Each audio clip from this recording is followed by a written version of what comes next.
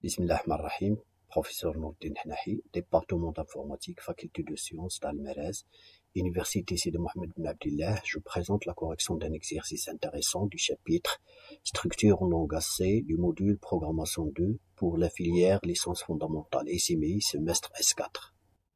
Notre exercice traite une liste d'étudiants inscrits en un ensemble de modules. Un étudiant est caractérisé par son code CNE, son nom complet et les modules auxquels il s'est inscrit. Un module est décrit par son nom et une note. On nous demande d'écrire les fonctions suivantes. Une fonction qui permet de saisir un étudiant au clavier, une fonction qui permet de saisir une liste d'étudiants ainsi que leur module correspondant, une fonction qui permet l'affichage des étudiants ainsi que leur module, une fonction qui compte et affiche le nombre des étudiants ayant validé un semestre donné, une fonction qui compte et retourne le nombre des étudiants inscrits en un module donné, et finalement une fonction qui compte et affiche le nombre d'étudiants inscrits dans chaque module passé dans une liste. Et bien sûr, il faut écrire un programme de test principal. Nos structures sont les suivantes. La structure module,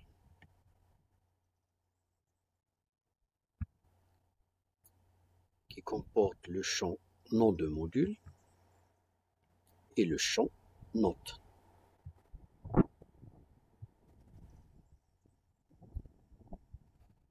La structure étudiant, qui comporte le champ CNE, le champ nom complet, nom prénom, et le champ une structure représentant une liste dynamique ou bien une table dynamique de modules. Alors, vous remarquez le type de structure module avec S. Voilà. Alors, c'est quoi cette structure module avec S? Ça représente une table dynamique qui comporte deux champs. Un pointeur sur module de nom item, élément, et le nombre de ces éléments. Donc, le champ item, ça va représenter la table dynamique des modules dans la structure. Et NB, c'est le nombre de ces modules. Dans le même esprit, on va définir également une table dynamique d'étudiants qui comporte un champ pointeur sur étudiant de nom item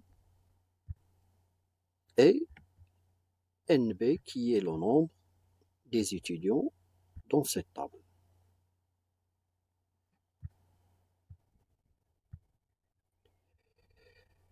Le traitement du module passe par la saisie d'un module, son affichage,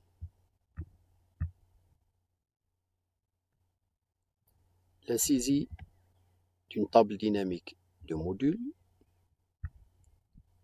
l'affichage de cette table.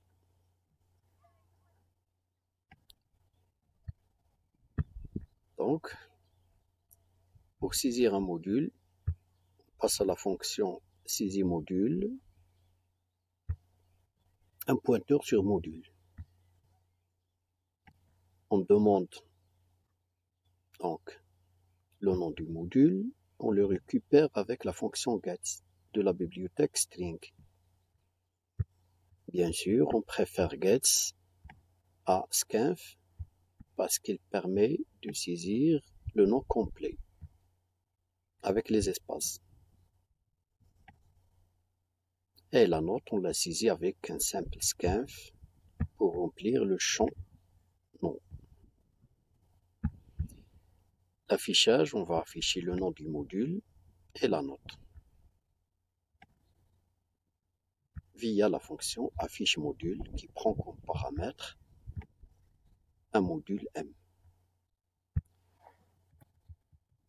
ce qui est intéressant, c'est comment saisir une table dynamique de modules. Alors là, j'ai préféré la saisie de liste de modules par une fonction saisir liste module qui prend comme paramètre une structure module avec S. Je reviens sur les structures utilisées. Voilà la structure module avec S. Il comporte deux champs. La table dynamique des modules, item, et le nombre de ces modules. J'aurai besoin d'une variable i pour la boucle. Je récupère le nombre de modules dans le champ nb de la variable mods qui est de type module avec S. Là, c'est le nombre de modules. Je perds une allocation dynamique en se basant sur le nombre de modules déjà saisis multiplié par la taille d'un module. Je récupère l'adresse de cette zone mémoire dans le champ item de la structure mods. Si l'allocation s'est bien déroulée, on passe à la saisie des modules. Donc, c'est une boucle.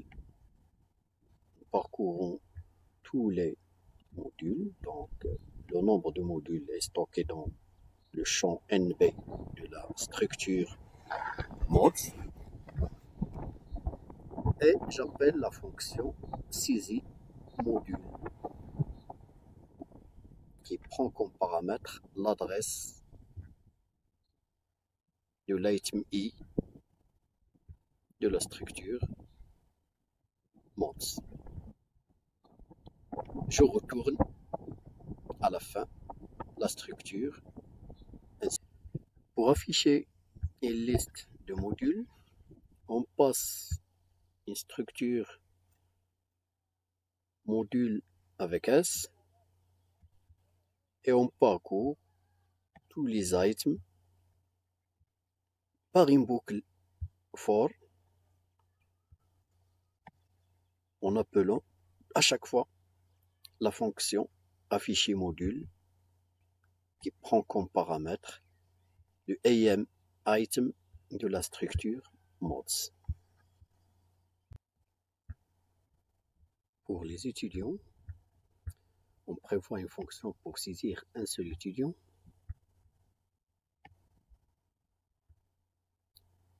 Une fonction pour afficher un étudiant.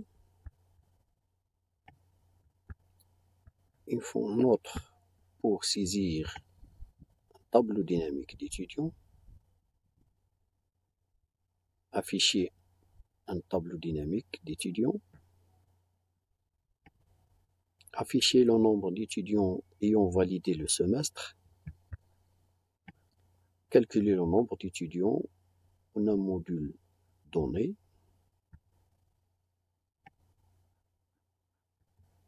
Ou bien dans une liste de modules donnés.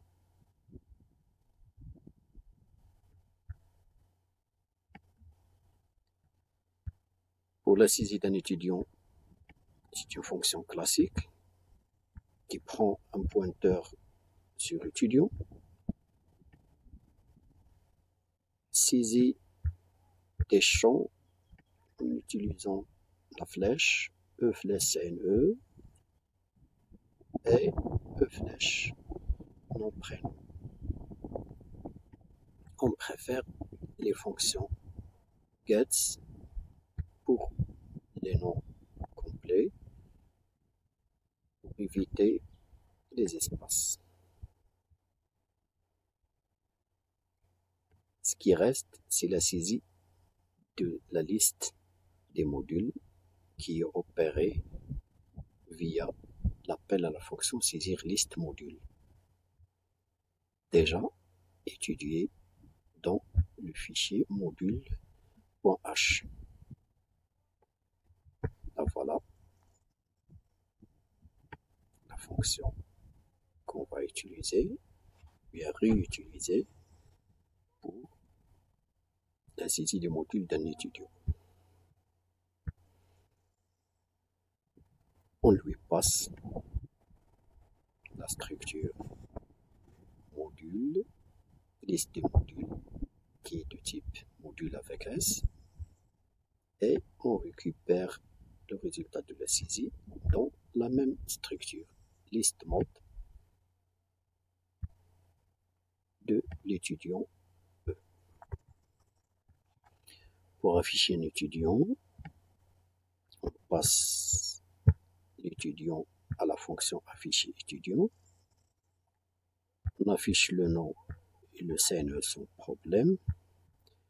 Pour l'affichage des modules avec leurs notes, il faut opter pour une boucle for. Le nombre de modules de l'étudiant E, elle est dans ce champ. E.listMode.nb. Je rappelle que listMode, elle est de type models avec S. Modules avec S, donc il comporte la table dynamique item et le nombre des éléments.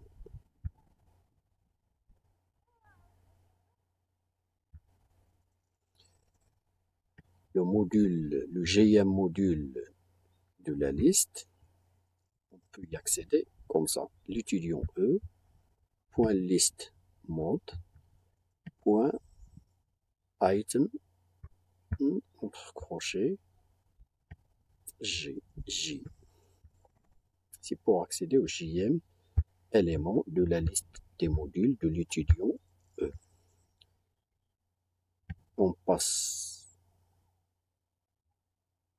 ce module à la fonction afficher module. Pour saisir un tableau dynamique d'étudiants, on opère de la même façon que pour les modules. Alors là, on demande d'abord le nombre d'étudiants. On le stocke dans le champ t.nb. Avec t, c'est une structure de type étudiant avec S qui est passée à notre fonction allouer, saisir, tab, étudiant, qui nous retourne bien sûr la structure étudiant avec S. Je rappelle que la structure étudiant avec S, elle a une fonctionnalité pareille à celle de modules. La voilà, la structure étudiant avec S, donc il comporte un pointeur sur étudiant et un champ entier NB pour garder le nombre des étudiants. Item, c'est pour garder la liste ou bien la table des étudiants. Donc je passe à cette fonction une structure de type étudiant avec S, T, et je récupère à la fin cette taille après son remplissage, cette structure T après son remplissage. Je reviens, on saisit donc le nombre d'étudiants, on le met dans le champ NB de la structure T, puis on opère une allocation dynamique par la fonction malloc en exploitant le champ t.nb multiplié par la taille d'un étudiant. On met l'adresse de la zone allouée dans le champ item de la structure T. Ce qui reste, c'est le remplissage des items, qui sont les étudiants. Donc on parcourt tous les étudiants et on appelle la fonction saisie, qui saisit un étudiant. L'étudiant, dans chaque itération, elle est le t.item décalé par le nombre i. La fin de la boucle, on retourne la structure remplie T. Donc on a rempli à la fois le champ NB et on a rempli la table dynamique des étudiants. Pour l'affichage, on passe à la fonction, donc une structure de type étudiant avec S, et on parcourt les items de la structure T et on appelle à chaque fois la fonction afficher étudiant qui prend en paramètre l'étudiant T.item de I. On passe maintenant au calcul du nombre des étudiants ayant validé le semestre. Pour valider le semestre, il faut dépasser en moyenne la valeur 10. Donc il faut calculer pour chaque étudiant la moyenne. Ici, sa moyenne dépasse 10, on l'ajoute au compteur. Et on affiche le contour et on le retourne. Alors on initialise le contour à 0. On parcourt étudiant par étudiant via la boucle for i allant de 0 jusqu'à t.nb. On initialise pour chaque étudiant la somme à 0, la somme des notes, S. Et on parcourt tous les modules et à chaque fois on ajoute, on cumule dans S la note. Alors, le nombre des modules d'un étudiant I est récupéré dans ce champ. C'est le champ NB de la liste des modules de l'item I de la structure T. Alors, T.item, c'est l'étudiant I. List.mode, c'est la structure. Et on récupère le champ NB. Pour la note d'un module d'un étudiant, elle est récupérée comme ça. C'est très intéressant, il faut faire attention. Alors là, vous avez là accès à l'étudiant I, à sa liste de modules, à l'élément J de cette liste et au champ note de cet élément qui est un module. Voilà. On divise la somme S par le nombre des modules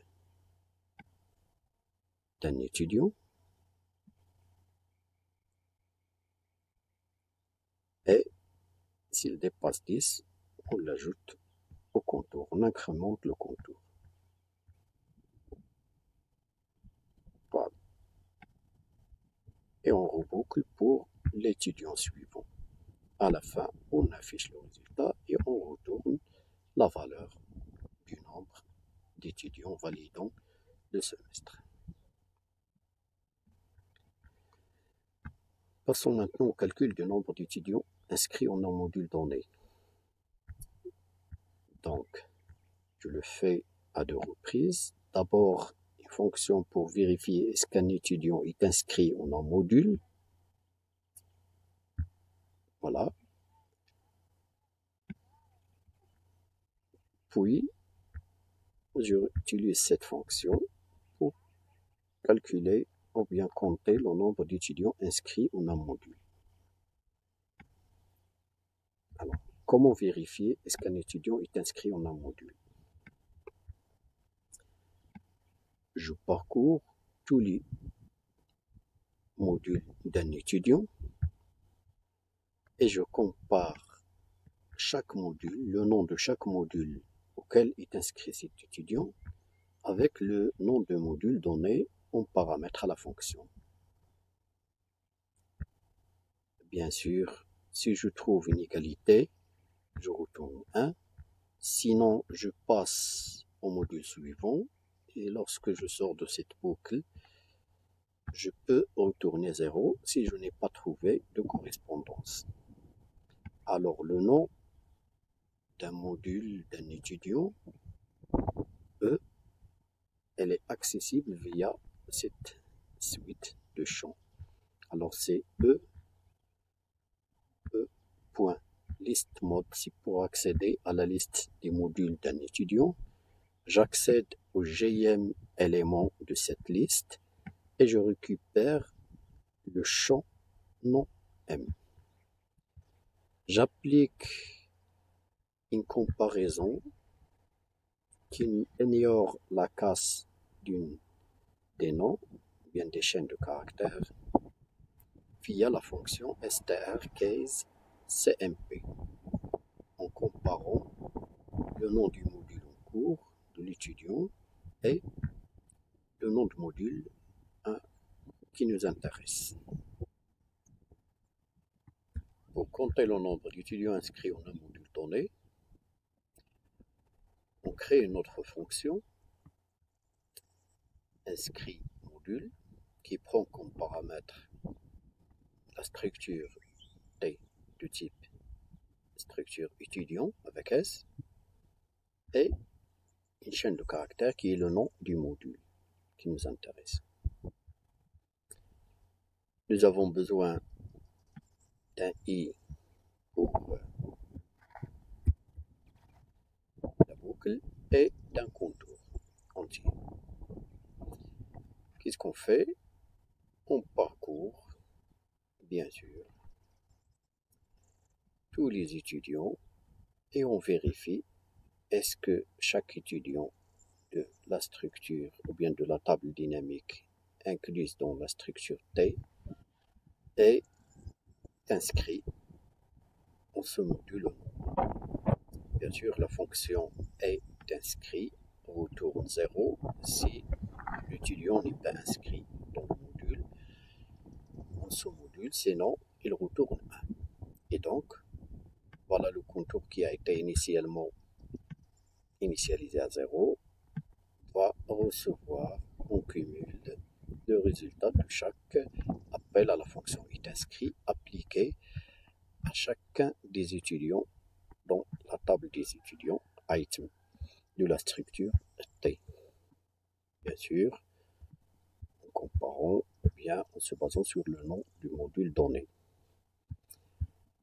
Après la fin de la boucle, on retourne la valeur de ce contour. On va exploiter cette fonction qui vérifie ou bien qui calcule le nombre de modules d'étudiants inscrits en un module donné pour, bien sûr, calculer et afficher le nombre d'étudiants inscrits dans chaque module d'une liste de modules donnés. Donc là, ce qui change, au lieu de passer un seul nom de module, on passe une liste de noms de modules avec leur nombre, bien sûr, sans oublier, bien sûr, la structure T de type étudiant avec S qui garde dans son champ item la table dynamique des étudiants. J'aurai encore besoin d'un compteur et, bien sûr, de I pour parcourir tous les modules de la liste. Alors là, je parcours les modules de la liste donnée, dont le nombre est nbmod, c'est le paramètre nbmod. La liste des modules, des noms de modules, c'est liste. Donc, je parcours cette liste et je calcule dans un contour le comp, le nombre d'étudiants inscrits dans chaque module de la liste. Donc, je passe à la fonction inscrit module. La voilà. Je lui passe la structure T des étudiants et le nom de module d'ordre I. Cette fonction va se charger de compter le nombre d'étudiants inscrits dans ce module liste I et il suffit d'afficher, bien sûr, ce résultat avant de boucler vers. Reste à discuter le programme principal. Donc, on peut penser à un découpage en fichier.h de notre programme.c. Là, fichier structure.h pour garder les structures utilisées, la définition des structures utilisées.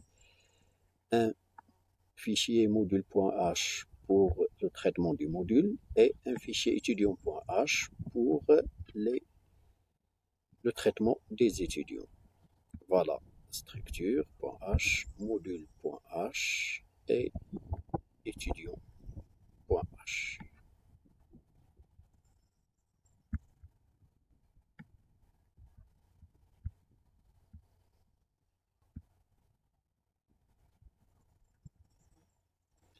Et merci pour votre attention.